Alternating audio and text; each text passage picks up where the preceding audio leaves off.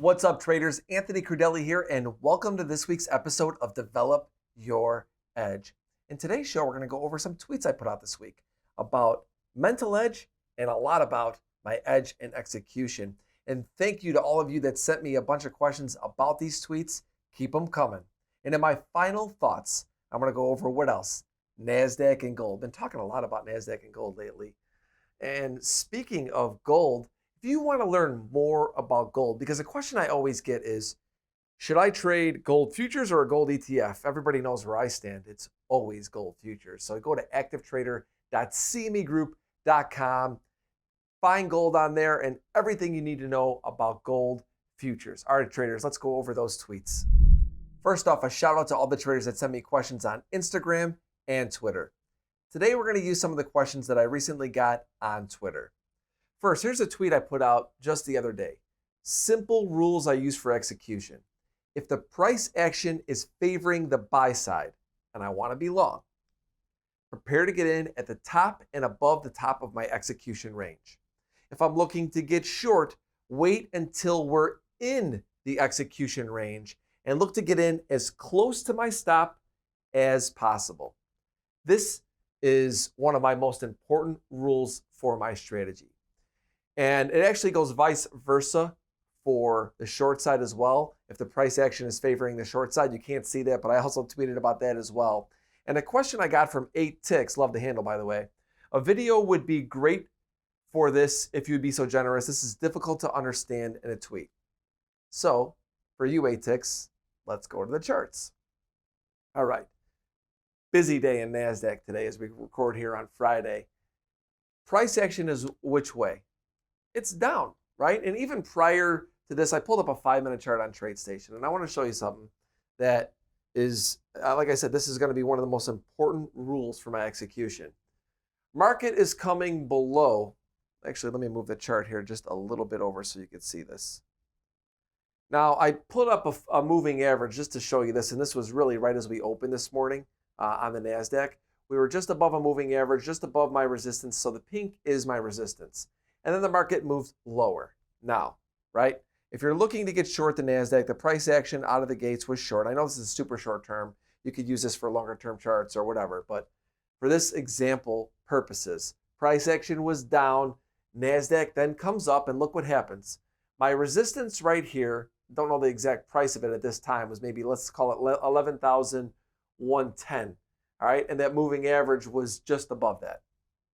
If I'm looking to get short, the price action is down. They may not fill me there because the price action is down. So I'm looking to get in at or below my range of execution, which my range of execution is going to be the 2 pink areas of resistance. So this is my range of execution. It doesn't get there. How many of you want to be short when the market's going down and you work your order in your range of execution and you never get filled because the market keeps going down? So what I do is I just trade smaller and I start to get in. Well, first I like to see the reaction. You see the Nasdaq reacted really well there. I'd probably try to step in just in front of it. And then what I'll do is I'll just trade smaller, use the same stop, but I get in at or below on the short side. Now, let's look at a long scenario, right? What's the action doing in the Nasdaq, everybody? It's going down today. Once again, you can use this on any time frame. I just got a buy signal as I was pulling up this chart, and it was pretty interesting because I'm going to show you, this is the perfect example for this. Price action's down, you get a long setup. I get a long setup at 10,803. When my levels are drawn, remember you can get my indicator for free at anthonycrudele.com. We open up below the level, right? We're already in my range of execution, which is 10,803 to 10,705. It's a pretty wide range, it's a pretty busy day. I'm not going to be buying the Nasdaq above 10,803, right? I'm going to be buying it because the action's down. If I'm looking to get long going against the trend, which is just for today, I'm going to try and buy below light blue as close as I can to my stop. Why? Because the price action's down. If I didn't buy them here and then it gets above 10,803, I won't chase it. I won't buy it.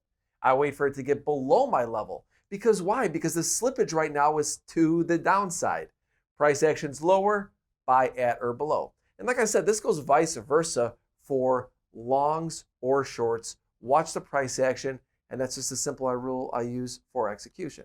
Now, let's go back to the screen and let's go over to the next tweet. I never put too much emphasis on any price level. My focus is on the reaction to the level when the market is testing it, because the reaction can change from one moment to the next. This mindset allows me to be present with the current action to execute accordingly. This is so important to me. Let's go back to the chart. Let's just use this Nasdaq chart right now, which is just sitting right here at 10,803. If I'm looking to get long Nasdaq, there's right away what I want to do is I want to see how it's going to trade around this 10,803. Price action's lower. All of a sudden you see it opens below my support, it gets above it, it's reacting good to my indicator. Now to me, I may miss the trade. In this situation, you probably miss it, but I wanted to see it get above it, and then when it starts to come back in there, that's when I want to start to buy it, because I watched the reaction. Just go back to here on that short I showed you in the Nasdaq. It goes up, it comes up just shy of my level, and it starts to fall apart. What does that tell me? The next time I get a short opportunity, now this is, like I said, this is a 5-minute chart. You can use it on any chart you want.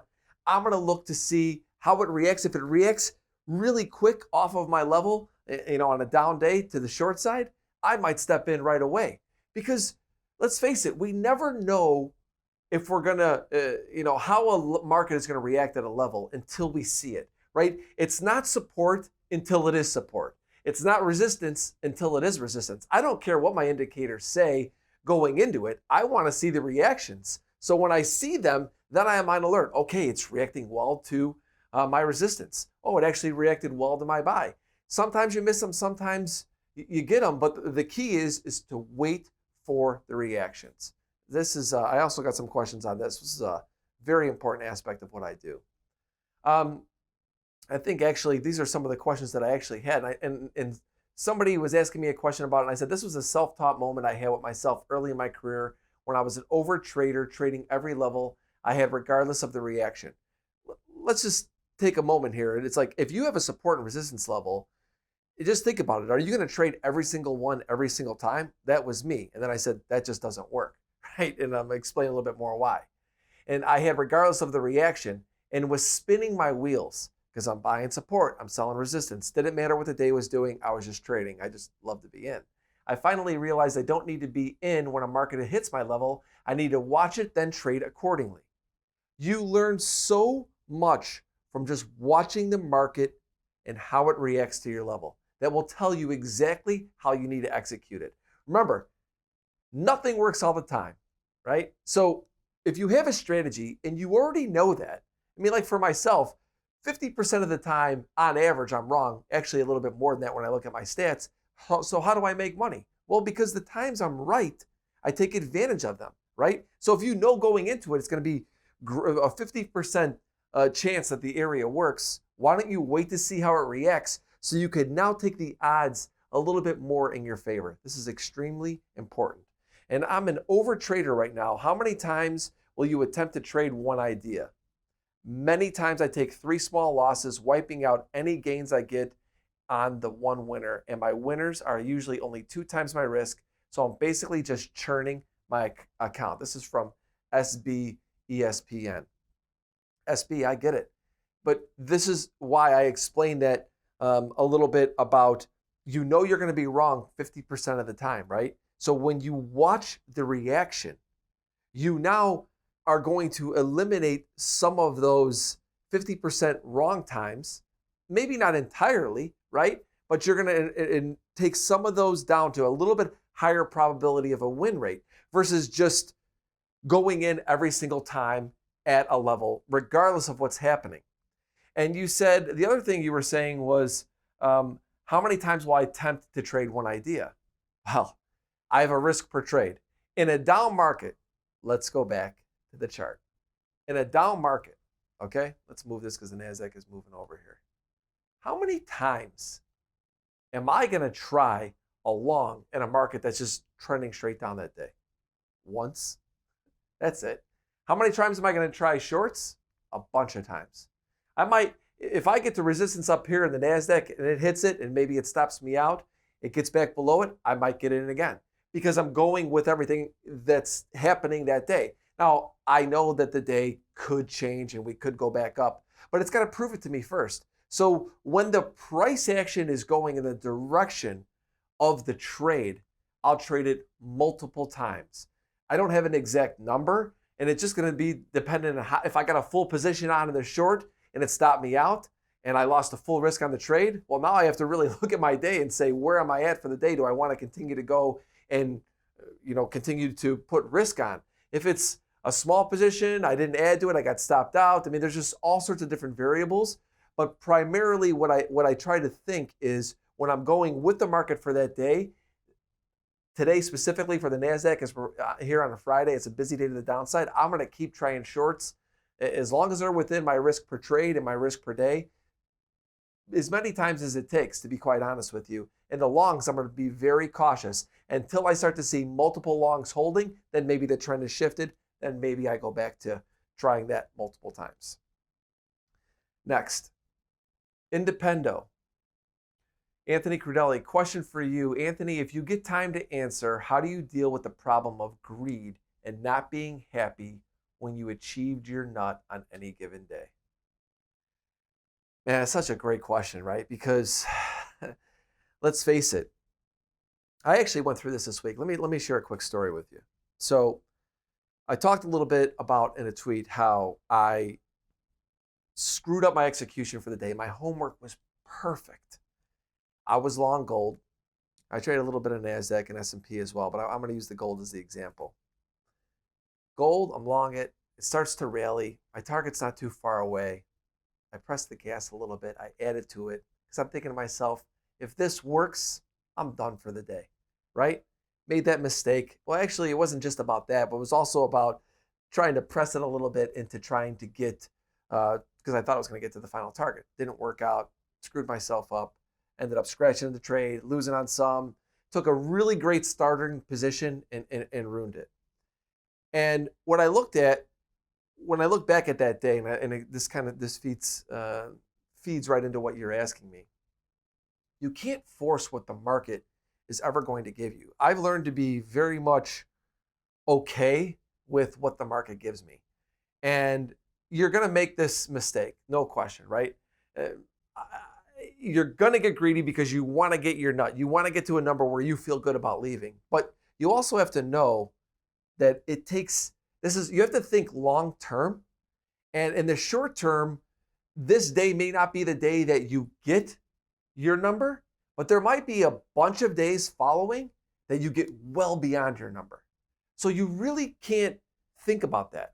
And I shared that example with myself, and it wasn't not necessarily I thought I was going to be, trying to close out my day as quick as I could, but at the moment it was just like pressing, it wasn't a great spot, trying to take a little bit more than what the market was giving me. Everything was going good for me up to that point, and that's why I always say everybody, execution is everything. So just for Independo, to me, it's like accept the days for what they are. Some days you're going to trade really good and not get everything you want. Some days you may not trade so well, and you might get everything you want and more. You don't know what the future holds, but you have to think longer term, and your shorter term results, they'll just fall into play. So just don't hurt yourself and get too greedy when you haven't gotten your nut, because the next day you might get more without you even trying to do it. It might just happen. So once again, everybody, love the questions. Hopefully this answered a lot of them. I'll be right back with my final thoughts. 24/7 access to diverse global markets. Right here. That's why I added stock index futures to my trading strategy. Now when I see ups and downs coming, I'm ready. Well played. Why trade with TradeStation? It's innovative, easy to use, and totally freaking sweet. With powerful tools to track and execute your trades and low per trade commissions on stocks, futures, and options. Upgrade your trade at TradeStation.com.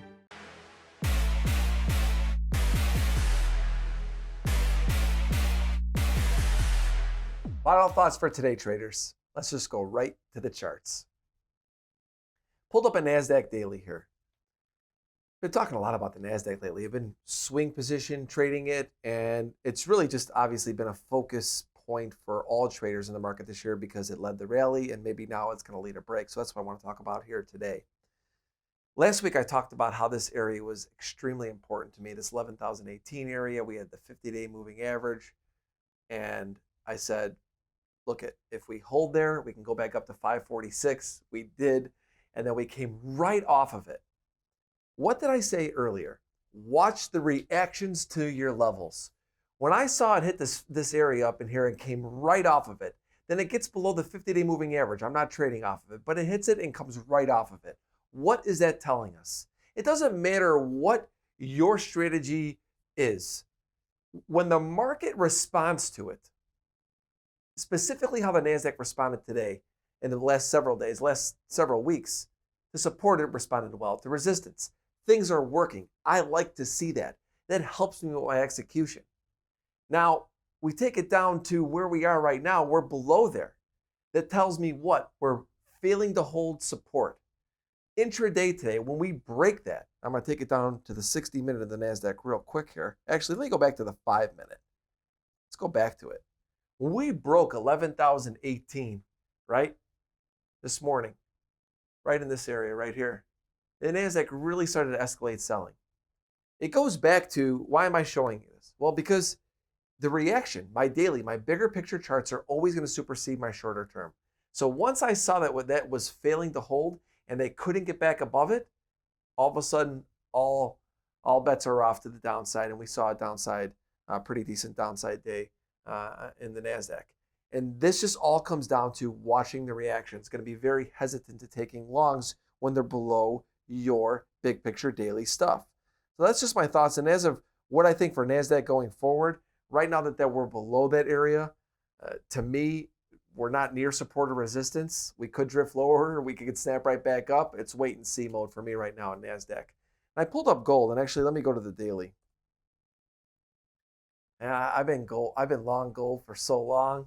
I don't know what to say. Thank God I went to the micros with this position for my swing position, because I talked about this last week as well and a lot on Twitter. I've been in and out of this position. And gold, to me, still very bullish. It continues to hold daily support. It continues to hold this 50-day simple moving average. It just hits it and bounces. I see it all the time, right? And until it fails to hold it, I'm going to continue to stay long in my swing position and intraday trading it long. And I want to show you the mistake I made this week before I let you guys go. So let's go to the 60-minute. And I tweeted about this. I said, look at all my homework. Everything was going good. I mean, look at gold. I had been getting in and out of it the entire week. And like I said, I've been trading around a core position. And I made such a great trade, actually, prior to it. We got a new light blue level for me. I saw that we were holding above this moving average. I keep it up there just to take a look at it. So I added to my swing position in this area in the low 60s. I just was scaling in. And boom, eventually it started to rally. And I was working 1982s. And I was using some micros. And I actually got filled. And it went just above that area. It came right off. And I said, you know what? It actually, the reason I did was because I was trying to start to scale out. So I kind of actually got lucky with that price, to be quite honest with you. I was looking to scale out, and I thought we were going to hit our top level, which I just want to hover the mouse over it to show you the top level comes in at roughly 1990, right? So I covered some there. It came back down. It hit this orange support. I added to it again, so I put the trade back on. It got above pink there, and I said, now they're going to explode.